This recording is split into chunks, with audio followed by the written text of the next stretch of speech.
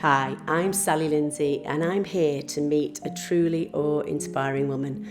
Alys Exley-Smith is a Community Relations Manager in Lewisham Borough Council and the proud winner of the 2024 UNISON Local Service Champions Award. Now, this award shines light on the incredible people working in local councils who go above and beyond the call of duty every single day to deliver services that are vital in our communities and what they depend on.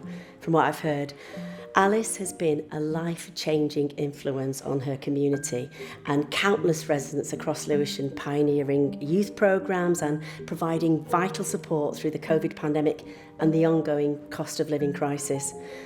I'm really looking forward to meeting Alys and finding out more about her and the incredible impact Alys has had on our local community. Alys, it's just fantastic to meet you. I know so much about you, but I want it to come from you, and it's just amazing to meet you. So, how long have you been working at Lewisham Council then? It's been about nearly 10 years, I want to say. And how did it grow? How did this sort of amazing person, this amazing ability, how did it grow? Well, it started off with I worked in housing in general, so working with people with mental health challenges and in hostels. And you kind of understand, again, it's understanding where things don't quite work. So, for example, I realised through doing that there was people that were living in mental health supported housing but were older, and then so their needs were met in terms of the mental health support, but their needs for being an older person weren't met, but they weren't suitable to go into like an older person scheme. Right. So it's like it doesn't always work, and I think we all need to work together. Not every key fits every lock, does it? Exactly, that's the thing, yeah. And that's kind of like silo working doesn't necessarily work, and I think that's how it grew from working in housing to working in sort of the community development bit. So I set up a project called Men's Sheds, and that was to try and reduce isolation in older men. And then through that, worked in community development in Lewisham, which was close to where my children were, so it's kind of like a personal thing as well, but I love it. So how would you describe your job, and what does a typical day look like? It's very varied, and I'm very lucky in the sense that there isn't lots of performance measures that you have to stick by. So it is very much about going out as much as possible, speaking to residents. So it's not just the young people, it's obviously all residents that we work with. So we've done things like setting up food stores to try and support people with the cost of living, and that came from residents as well. We're going out door knocking, so we go out door knocking every week. We knock on people's doors, we actually go to them, find out what are your issues, and try and find solutions to manage those. So things like damp, for example, can we do a community laundrette? Like what are the reasons that people aren't doing or aren't able to participate in certain things? Things like cycling as well. So the barrier to cycling is that people don't have anywhere to store them. They might be living in a small flat with lots of people. There's no room for bikes, so they can't cycle. So it's trying to think about ways that you can manage some of the challenges that residents have to sort that out. So a lot of the job, it's really exciting in the sense of when we first set up the first food store, for example, that was just pre-COVID, 2018. It was one tell of me the about first that. in How London. did that come about? So that was, I remember speaking to one of our residents on the estates, and they had one of those, you go in and you pick up food from the community centre at certain times. It was like a food bank to some extent, but not quite as big. And he just said it's not cutting it. Like, people are struggling, people aren't getting enough. They're really in a difficult situation at the moment. And that led to a relationship with an organisation called Fair Share. And it was the Fair Share, they're brilliant. They're brilliant, really good. And they set up one down in sort of Croydon, Addiscombe, and that was the first of its kind. They've got one up in Stockport as well, actually. It's renowned. Stockport homes are great. And so through that, it's we set up a community store, and it makes people feel more empowered because you go in there. The idea is that you get support with training, you get additional support outside of just the food shop, so you're feeling part of something rather than I can't afford to buy food. How do you get to those people? Because this is part of why you've won this award, because you've managed to get to people that that nobody else has got to. And I just wondered, how did you do that? Because I think a lot of people would like to know so they can do it themselves in their communities. Yeah, I think it's targeting, really, isn't it? It's kind of, so when we first set the food store, it's very much a lot of door knocking. We went to community groups like the Vietnamese Family Partnership. There's a big Vietnamese community in that particular area of Deptford.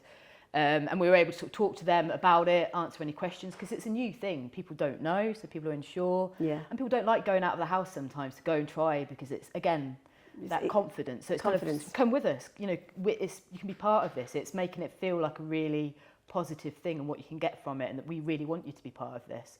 How have the cuts affected you? Massively. But we're trying to keep positive. I think because I work in the housing area, you've not only got the cuts, but you've got a lot of regulation that's come in, rightly so. Things obviously as a result of the Grenfell tragedy. Yeah. And that means a lot of investment needs to go into our buildings that residents may not necessarily be able to see, although it's a lot of money. Now we've got a new law coming in, which is as a result of the death of our Bishak up in Rochdale, which was horrible. And again, rightly so, there's a lot more regulation coming in terms of health and safety of the properties and that side of it all.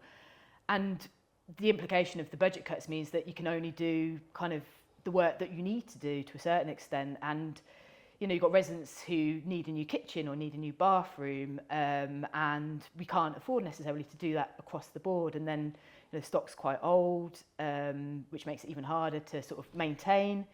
And all of that results ultimately in the world that I work in, the community engagement. It's always, you know, it can always be seen as a nice to have. I see it more as a preventative measure in terms of how... Well, of course, and health as well. Exactly, yeah, you know, I think happiness. If you've got a home to go to, I think that's where it all starts. Yeah. And obviously that's exactly what you feel as well.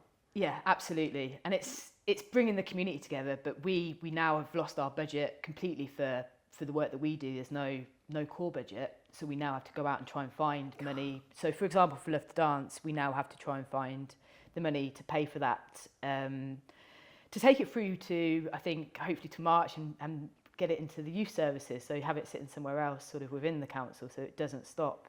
It's about, isn't it? I mean, my mum and dad, my mum and my stepdad were social workers. Yeah. So I'm sort of, I'm aware of this, and when you cut one thing, I think it was community, it was Sure Starts back in the day. When that went, you know, my mum said it's almost impossible because that was the lifeline for everyone. That was where people came. They were, you know, they got help, advice, which is clearly what you provide pretty much with your council and your, and when that goes, it's you may as well go back to the beginning. Yeah, it becomes very much, it feels like a kind of more of a tick box exercise, that you have to do certain things. And my parents were both teachers, so kind of a similar kind of, I guess, upbringing in a way in terms of local government. And they became tired about it, and it felt very much like they did it for the love of the job, enjoying teaching, and you know. And then it came to a point where it was just about grades and ticking box, and they lost that love for teaching, and couldn't do it anymore. And I feel that if we don't all work together and have this kind of, you know, that preventative look at it and the communities and bringing that and what positives that give, it does become very... And also the ability to train more Alice's coming up. Yeah, and having people to have that freedom to really think, like there is outside no the box. way, like there's no set way to do things in the world. Like there's always innovation and there's always ways that we have to adapt and move with the time. What would you personally say to Keir? What do you need? Well, we've had 14 years of underinvestment into our local government. I would say let's put more money back into it. We've lost a lot of good people, a lot of good services, and we need to get all of those back. And I think once the money starts going into local government for these services, then the communities world will start to improve as well. We'll start to get more money in, and again, we can start to deliver more of these sorts of projects. The tide is turning, it feels more positive, but there's a lot of work to do to sort of lots of local governments are starting to look at, you know, the reality of bankruptcy, so it's just trying to keep things going, smoothing over, because obviously services like social care, social workers like your parents, education, all of these things, the impact on a child or a person's life, it's vital. It's life. Well, it is a matter of life and death. I think. Yeah. It's that important. Coming through, yeah. Alice, it's been an absolute pleasure to speak to you. Thank too. you so much, and you are so deserving of this award. Congratulations. Thank you. Thank you for your time. It's been lovely. All across the UK, brilliant people like Alice are pouring their love and compassion for their communities into delivering outstanding services. Now, we've all had to rely on council services throughout our lives. I definitely have. And for the most vulnerable in our communities, they are a genuine lifeline. Alys demonstrates what a profound impact local government can have on people's quality of life, and I'm so pleased, genuinely pleased to have met Alys. She's absolutely brilliant. To hear her stories and shine a much needed light on how critical her work is. So thank you, everyone who is delivering local services. You really are everyday heroes.